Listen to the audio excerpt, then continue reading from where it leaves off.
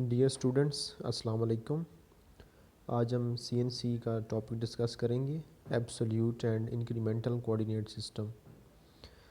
ये टॉपिक इस point of view से बहुत इंपॉर्टेंट है। जब हम सीएनसी के ऊपर प्रैक्टिकल परफॉर्म करते हैं तो इन दो सिस्टम्स में से हमें एक सिस्टम को फॉलो करना पड़ता है। या हम एब्सोल्यूट सिस्टम फॉलो करते हैं या फिर हम इंक्रीमेंटल फॉलो करते हैं। ठीक है, ये दोनों क्या होते हैं, इन दोनों में फ़र्क क्या होता है, इनको हम वन बाई वन डिस्कस करते हैं। ठीक है, एक हमारे पास है यहाँ पे एब्सोल्यूट कोऑर्डिनेट सिस्टम, ये वाला। ठीक है, इसमें होता क्या है, इसमें आपने दो चीज़ों को याद रखना है। First point, take all values from a fixed point. ठीक है, होता क्या है, फ़र्ज़ करें ये देखें ना, ये हमारे पास एक कोऑर्डिनेट सिस्टम है, एक्स और जी।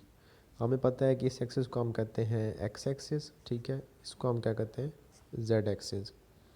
ठीक है, होता क्या है कि हम जेड एक्सिस में आपको बताया था कि हम फीड को सेट करते हैं और एक्स एक्सिस के अंदर हम सेट करते हैं डेप्थ ऑफ कट। ठीक है, लेट्स सपोज हमारे पास यहाँ पे 3 पॉइंट्स हैं, पॉइंट 1, पॉइंट 2, पॉइंट 3। ठीक है, अब अगर मैं आपसे कहता हूँ कि मुझे बताओ कि ये पॉइंट 1 किधर है, पॉइंट 1 इस कोऑर्डिनेट सिस्टम में कहाँ पे है, तो आपने पॉइंट 1 की दो वैल्यूज़ बतानी है। एक बतानी है एक्स की वैल्यू और एक बताएंगे जेड की वैल्यू, कि ये जो पॉइंट 1 है ये इस एक्स में कितना ऊपर है और ये जो पॉइंट 1 है इस जेड में कितना इस तरफ है।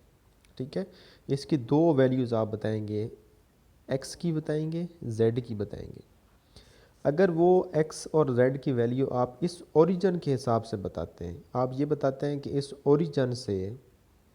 ओरिजिन से सेंटर से ये वाला पॉइंट 1 कितना दूर है।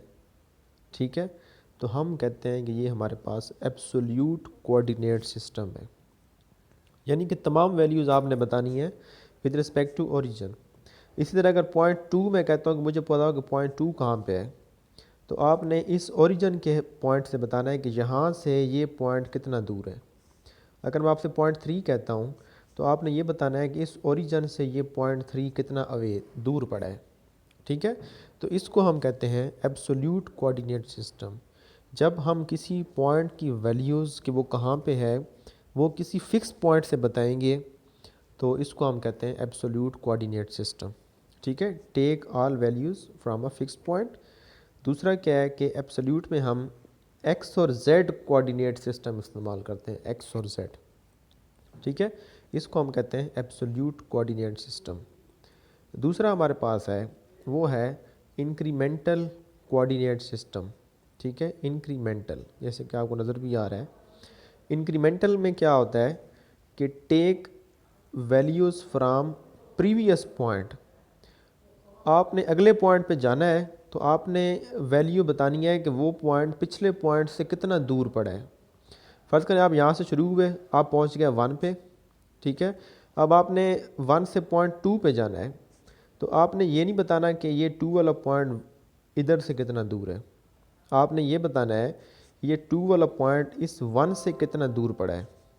ठीक है, आपने 3 पे जाना है तो आपने अब ये नहीं बताना कि यहाँ से 3 कितना दूर है। आपने ये बताना है कि ये जो 3 वाला पॉइंट है इस 2 से कितना दूर पड़ा है। ठीक है, यानी अगर हमारा पिछला पॉइंट रेफरेंस बन जाए, हम अगले पॉइंट की जो वैल्यू बताएं वो पिछले पॉइंट के हिसाब से बताएं कि हमारा अगला पॉइंट इस पिछले पॉइंट से कितना आगे पड़ा है, कितना दूर पड़ा है। ठीक है, इस तरह ये 3 कहाँ पे है, अगर हम बताएं कि ये 2 से कितना अवे है, 2 से जितने फासले पे होगा तो हम इसको कहते हैं, अगर ये इस तरीके से हम वैल्यू देंगे तो इसको हम कहते हैं इंक्रीमेंटल कोऑर्डिनेट सिस्टम। ठीक है, और इंक्रीमेंटल कोऑर्डिनेट सिस्टम में याद रखना है कि हम u और w कोऑर्डिनेट्स को इस्तेमाल करेंगे।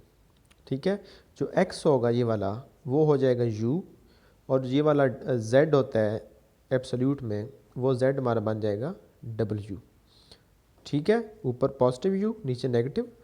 तो take values from previous point इसमें इंक्रीमेंटल में, और u and w coordinates are used. हम u और w इस्तेमाल करेंगे instead of x and z। तो ये दो तरह के कोऑर्डिनेट सिस्टम होते हैं जो हम CNC के अंदर इस्तेमाल करते हैं, ठीक है। इन दोनों को समझना बहुत ज़रूरी है। अगर इस टॉपिक से रिलेटेड अगर आपके माइंड में कोई क्वेश्चन है तो आप ग्रुप के नीचे कमेंट सेक्शन के अंदर पूछ सकते हैं, ठीक है। Thank you very much.